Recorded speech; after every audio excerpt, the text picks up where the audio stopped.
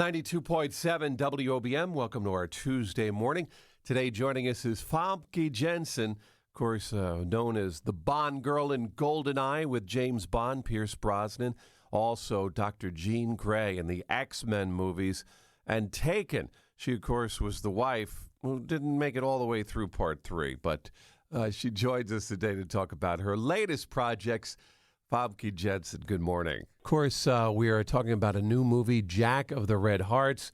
She's going to tell us all about this latest project, and we welcome you to the Jersey Shore. Good morning. Good morning. How you doing today? I am doing wonderful, and you? Yeah, I'm doing good, doing good. So, looking at this movie, obviously this movie talks, a lot about issues that maybe families are going through now. Autism continues to be a huge topic in the news and in the health news as well. And this movie kind of talks about a relationship with a girl who is dealing with autism and a family as well, and a struggling teenager looking for her place.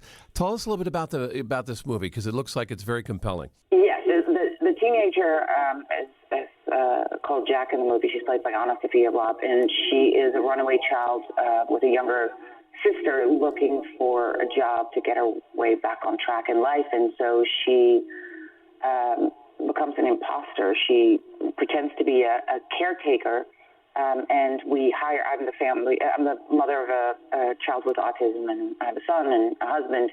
And unbeknownst to us, we think we hire a caretaker with experience, but we hire this girl with no experience whatsoever with children of any kind, let alone children with autism. And so she then starts wreaking havoc on the our lives. We just don't know what's going on a lot of the time, in the way that a lot of parents don't know what's going on when they leave the house with their caretaker. And this is not the hand that rocks the cradle type of story. This is a really truthfully told story. And so ultimately, she has a tremendous influence on our child, but it's not without its trials and tribulations. And it's really a story about love and parenting and, loss and misunderstanding and betrayal and all of it. They're very universal topics that everybody can relate to, and it's just done so delicately and beautifully, and it's a bittersweet story. So I'm very proud to be part of it.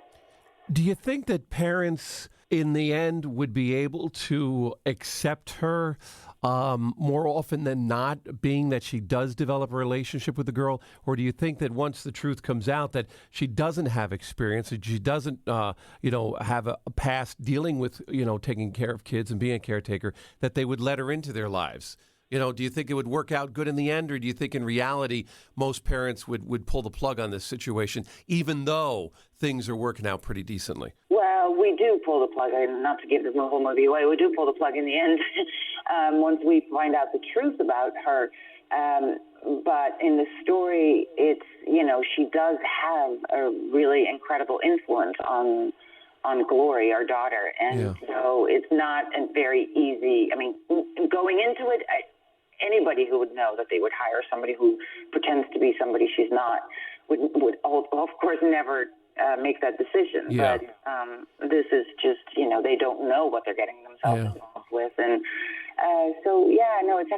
it's quite a beautiful story. And also because the relationship between my character, Kay, and the girl who's the imposter, Jack, we become so close. So that betrayal, when I find out that she is not who she is, when I've started forming a real friendship with her, I give her so much,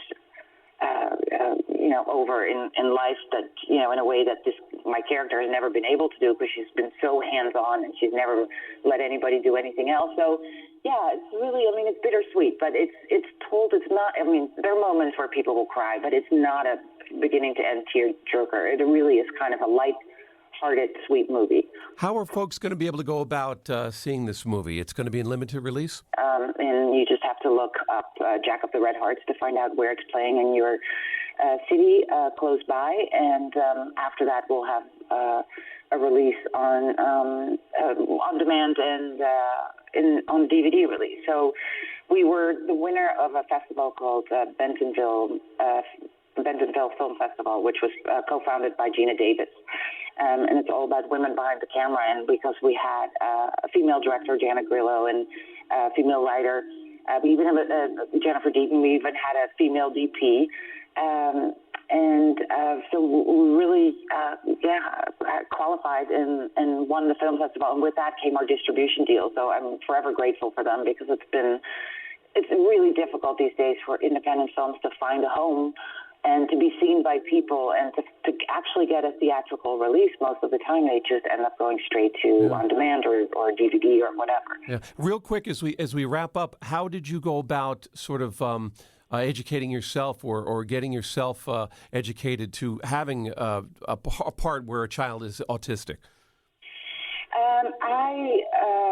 In my immediate group of friends, I have friends who have children with autism, so there was already that. I had seen a whole bunch of documentaries and watched some more. We had the privilege of going to a school where we also filmed and spoke to the director about Donna Kennedy, about her experiences with this, and so it was a really special. We got a lot of first-hand information, and of course, because of Janet, our director, and Jennifer, our writer, and because of their experiences firsthand with those children, it really helped enormously. And then I think ultimately you just have to embody the character and make it your own.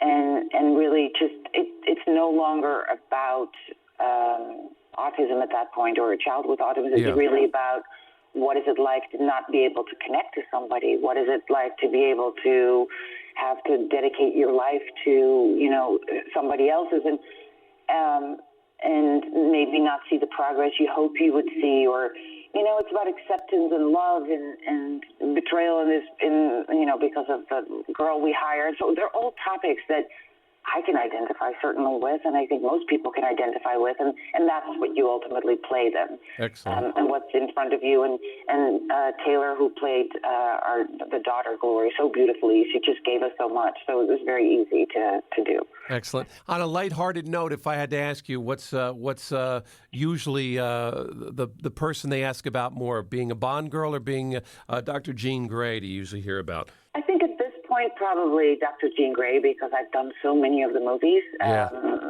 Between all the X-Men movies and the Wolverine movie and all of it. So loved you in all those movies. Always fantastic. I'm lucky because I keep dying and resurrecting. Who knew it was possible to do that so many different ways and times? And then the Bond movie, yes, of course. I mean, it had a big impact. There's been a lot of them without me, obviously. So I still get asked, but probably Jean Grey is the more, known. Famke Janssen, thanks so much for being with us. It's called Jack of the Red Hearts, coming out this weekend. Check out your local listings. Thanks for being with us today. Thank you so much for having me.